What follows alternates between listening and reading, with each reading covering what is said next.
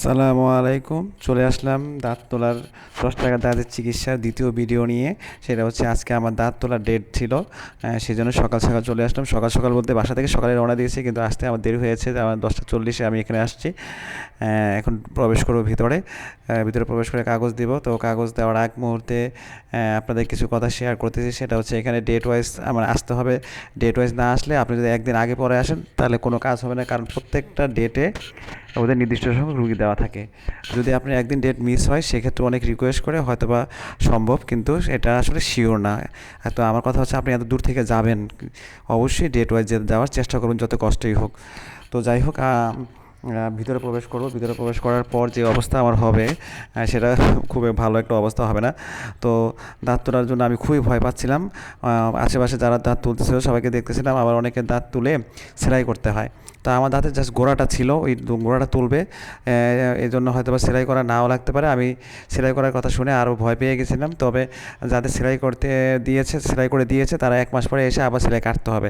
এটা আবার আরেকটা হ্যাসেল। যাই হোক, ভিতরে প্রবেশ করতেছি। দাঁত তোলার পরে আমি কথা বলেছিলাম, কিন্তু সেই কথা আপনাদের বোধগম্য হবে না বিদায় এই যে এখানে এই যে আমার দাঁত তোলা শেষ। তো এই কথা মূল পরে যাওয়ার আগে আমি আপনাদের সবাইকে একটা রিকোয়েস্ট করতেছি, সেটা হচ্ছে আমার ভিডিওটা যদি ভালো লাগে তাহলে লাইক কমেন্ট শেয়ার করে দেবেন, আর আমার পেজটা ফলো করে দেবেন। আমার একটা ইউটিউব চ্যানেল আছে MMS071, সেটা সাবস্ক্রাইব করে দেবেন। তো দাঁত তোলার পর মুখে তুলা দেওয়া আছে, সেই তুলা বলছে 1 ঘন্টা পরে তুলতে, এবং দাঁত তুলা বের করার পর আমাকে এক আইসক্রিম খেতে বলছে। তো এখানে খুবই খুবই যত্ন সহকারে দাঁত তোলা হয়েছে। এখানে বিগত 15 থেকে 20টা বেড আছে। প্রত্যেকটা বেডে এক একজন ডাক্তার নিজে দাঁত তুলতেছে এবং অবশ করে নিচ্ছে। আপনি কোনো একটু ব্যথা পাবেন না এবং কোনো কষ্ট নাই। খুব যত্ন সহকারে খুব পরিষ্কার পরিচ্ছন্নভাবে দাঁত তোলা হচ্ছে এবং সবাই দাঁত তুলতেছে, কারো কোনো নাই। বিভিন্ন জায়গা থেকে, ঢাকা আর সাভার, আশুলিয়া, তারপরে আমি অনেকের সাথে কথা বলেছি, সবাই বিভিন্ন জায়গা থেকে দাঁত তুলতে আসতেছে এবং অনেক রুগী, প্রচুর রুগী এখানে আসছে দাঁত তুলতে।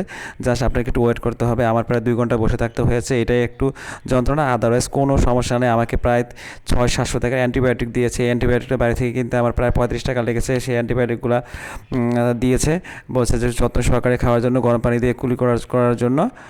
এরপরে আমার স্কেলিং ডেট দেওয়া আছে এবং দাঁতে ফিলিংয়ের ডেট দেওয়া আছে। সবগুলো আমি আপনাদের সাথে শেয়ার করব। তো এখন বাসায় চলে যাব। খুব খারাপ লাগছে না, কোনো ব্যথা ট্যাথা কিচ্ছু হচ্ছে না। কিন্তু এই ভিতরে এটা আপনার যদি বাড়ি থেকে করতেছেন, আপনার 1500 থেকে 2000 টাকা লাগবে, এবং ওষুধের খরচ তো আছেই। তারপর হচ্ছে ওরা এখানে আমি কোনো বিডিএস ডাক্তার দাঁত তোলে না, সব হাতুড়ে ডাক্তার আশেপাশের।